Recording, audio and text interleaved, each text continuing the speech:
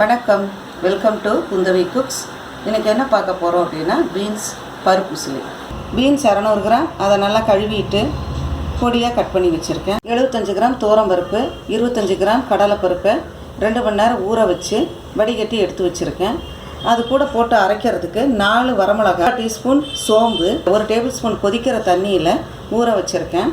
எதுக்கு அப்படின்னா சீக்கிரம் உங்களுக்கு மசிஞ்சு வரும். இப்போ எப்படி செய்கிறதுன்னு பார்க்கலாம். கட் பண்ணி வச்சுருக்க பீன்ஸோட மஞ்சத்தூள், வீட்டில் அரைச்ச சாம்பார் தூள், வீட்டில் இல்லை அப்படின்னு சொன்னால் 3/4 டீஸ்பூன் வரமிளகாத்தூள், 1 டீஸ்பூன் தனியாத்தூள் போட்டு உப்பு போட்டு ஒரு 1/2 டம்ளர் தண்ணி ஊற்றி குக்கரில் 1 விசில் விட்டு எடுத்துருங்க.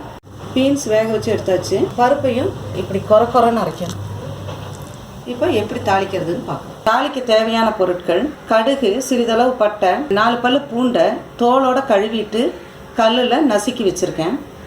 அப்புறம் கருவேப்பிலை, 1 டேபிள் ஸ்பூன் தேங்காய் எண்ணெய் ஊற்றிருக்கேன், 2 டேபிள் ஸ்பூன் ரீஃபைண்ட் ஆயில் ஊற்றிருக்கேன். எண்ணெய் காய்ஞ்ச உடனே கடுகு, பட்டை அதை போட்டு தாளிச்சிடலாம். இதில் காரம் பத்தலை அப்படின்னா 2 வரமிளகாய் போட்டு தாளிச்சுக்கணும்.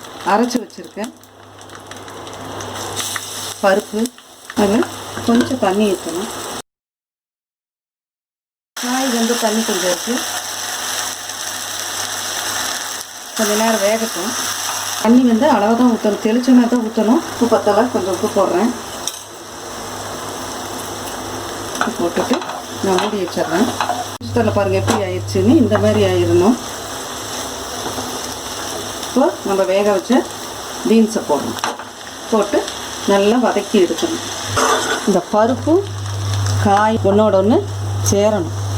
அதுக்காக தான் நம்ம இந்த மாதிரி செய்யணும். செஞ்சு பாருங்கள், அவ்வளோ சுவையாக இருக்கும்.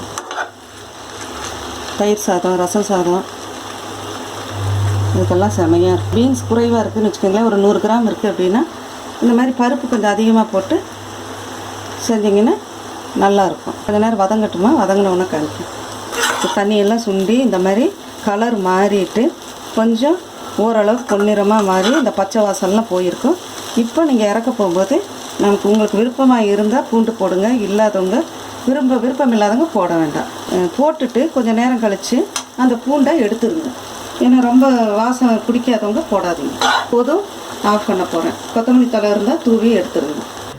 சுவையான பருப்பு உசிலி ரெடி ஆயிடுச்சு. முதல்ல நம்ம எடுக்கும் பொழுது எல்லாம் அப்படியே சேர்த்து கட்டியாக இருக்கிற மாதிரி தெரிஞ்சுது. அடுப்புலேருந்து இறக்கி வச்ச பிறகு பார்த்திங்கன்னா ஆற அப்படியே நம்ம கிளறி விட அது அப்படியே உதிர்ந்துடும். நீங்கள் வந்து ரொம்பவும் ட்ரையாக பண்ணிடாதீங்க, சாப்பிட்றதுக்கு கொஞ்சம் சிரமமாக இருக்கும். அதனால் இதை வந்து இதே பக்குவத்தோடு செய்யுங்க, இதே அளவுகளோடு செய்யுங்க, ரொம்ப சுவையாக இருக்கும். சுவையான பருப்பு உசிலி ரெடி ஆகிருச்சு. இந்த ரெசிப்பியை ட்ரை பண்ணி பார்த்துட்டு உங்களுடைய கமெண்ட்ஸை எங்களுக்கு போடுங்க. உங்களுடைய ஃபேமிலி ஃப்ரெண்ட்ஸுக்கு ஷேர் பண்ணுங்கள். குந்தவி குக்ஸ் சேனலை சப்ஸ்கிரைப் பண்ணி வச்சுக்கோங்க. கூடவே பெல் ஐக்கானை கிளிக் பண்ணிடுங்க. அப்போ தான் உங்களுக்கு நாங்கள் போடுற ரெசிபியினுடைய நோட்டிஃபிகேஷன்ஸ் தொடர்ந்து வந்துக்கிட்டே இருக்கும்.